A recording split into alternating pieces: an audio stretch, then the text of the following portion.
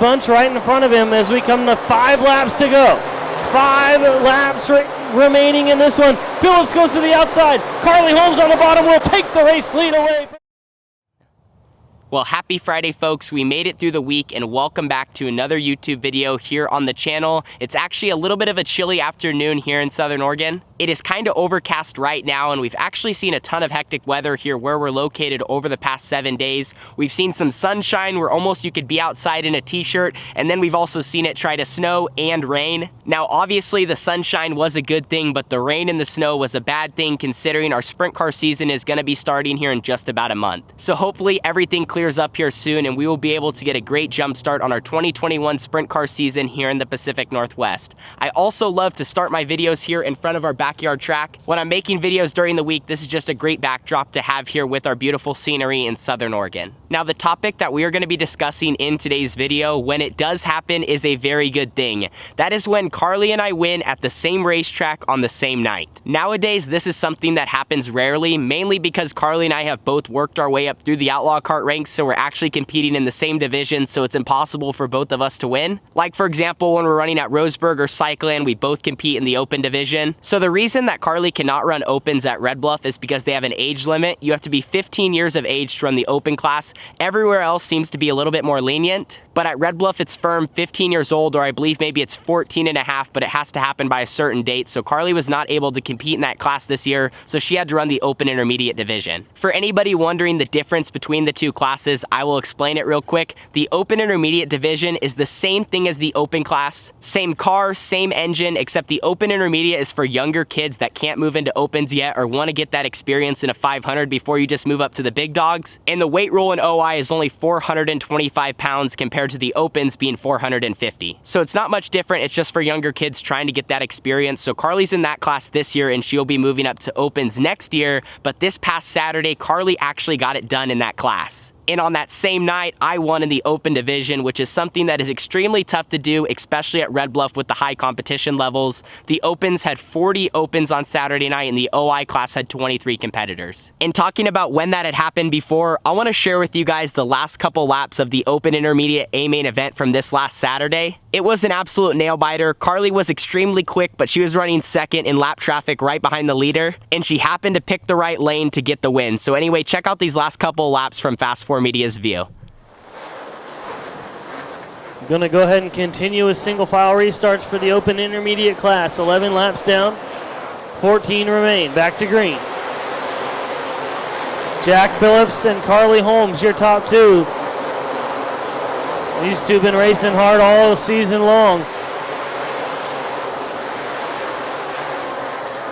Phillips holds the race lead at the moment. Holmes applies the pressure as we're halfway through this 25-lap main event.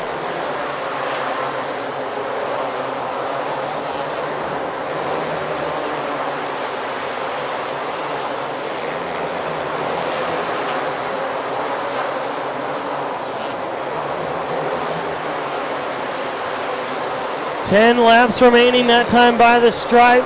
The 27 Tia Tyler Matheny trying to hang on to the fourth spot in front of the 46 of Preston Carr, who's charging through the field. Carr applies the pressure into turn number one. Matheny keeps the 27 T down low enough on the racetrack to hold the 46 behind him. They'll continue to do battle as that's the closest battle on the racetrack. Back up front, slower traffic in front of your leaders now as Phillips slipped up a little bit off of turn number 4 that time. Carly Holmes closes to within 0.2 of a second. Phillips was able to put together a decent lap that time, opened the lead back up, but he's got the slower car of Jaden Bunch right in front of him as we come to 5 laps to go. 5 laps remaining in this one. Phillips goes to the outside. Carly Holmes on the bottom will take the race lead away from Jack Phillips. New leader Carly Holmes with 4 laps to go. She'll try to pull away now from the 18P of Jack Phillips. Holmes with 3 to go crosses the stripe, and the gap is almost 0.7 of a second. 2 to go as they cross the stripe. Holmes, Phillips, and Tayton Palmer, your top 3. Coming around to the white flag in heavy traffic is the 22C of Carly Holmes. She'll dispatch of the 12M of Maddie McKee and work down the back straightaway for the final time. Carly Holmes will be victorious in the Open Intermediate A main event.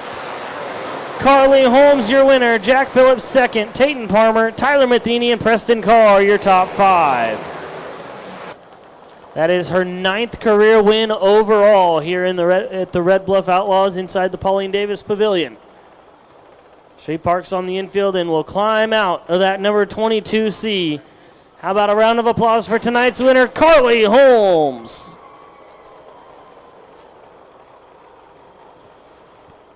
So I got Carly here in front of the camera for just a second before we head south to Red Bluff, California. But talk about real quick, Carly, last weekend's race and then also what it was like for both of us to win on the same night. Yeah, for us to win on the same night, I thought that was really cool. I'm probably definitely going to keep that memory in my head. And 8 years ago from that day, we actually won the autism awareness race. Yes. So I thought that was pretty cool.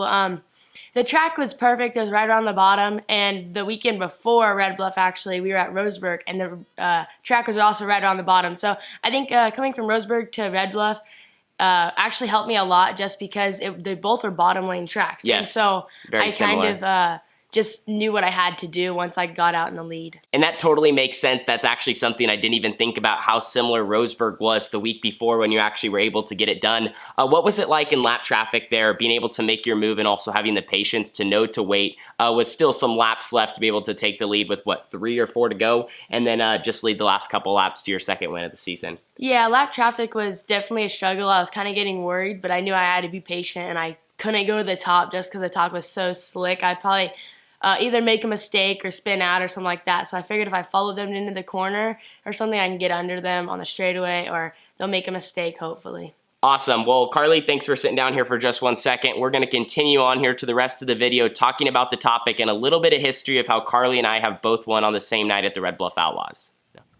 So after Saturday night's events and Carly and I had both crossed the finish line first in our divisions at the Red Bluff Outlaws, Elijah Jones posted this on Facebook. He's the announcer at the Red Bluff Outlaws. He put, fun fact, siblings Tanner and Carly Holmes each won their respective main event on Saturday night at the Red Bluff Outlaws. This marks the 5th time that they pulled off this feat. The other 4 times that it happened were all in 2013, which is so funny that he brought this up because I do not remember this happening besides one other time in 2013, but I guess that year in beginner box and box stock, we actually had quite a few wins on the same night. In the year of 2013, we both won on the same night on February 2nd, November 2nd, November 23rd, and December 7th. Each of those nights, Carly was in the beginner box division, and I was in the box stock division, and that just happened to be the year that I actually won the box stock championship, and I believe Carly ran pretty high in points in the beginner box. So that was a super cool piece of Red Bluff Outlaw history that he brought up there. Now, I don't actually remember most of those nights where we both took the checkered flag first, but one of them does stick out in particular, and I believe this was the first time that we both won on the same night, that February 2nd date.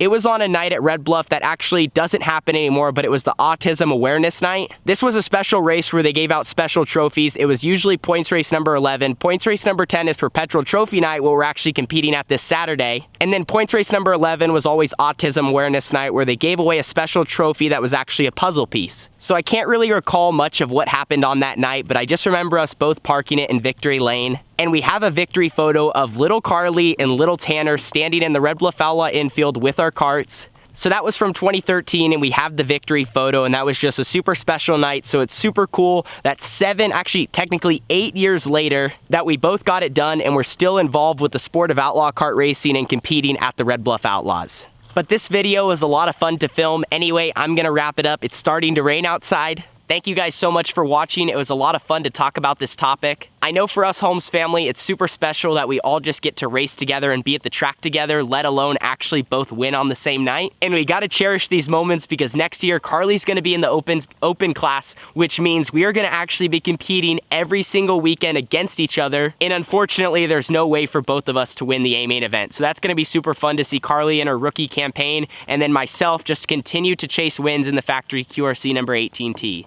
You guys are going to want to stay tuned for this weekend, and if you've not, make sure to check out Fast 4 Media for a platinum membership. It's $30 a month, which I know seems expensive, but you get so much action in that $30. You get to watch all the Red Bluff Outlaw races, and I believe Fast 4 is also going to be covering some other stuff in California during the month of February. So anyway, I will see you guys all in the next one. Hopefully you guys are looking forward to this weekend like I am and competing for a 6-foot trophy and $1,500. See you guys all there. Deuces.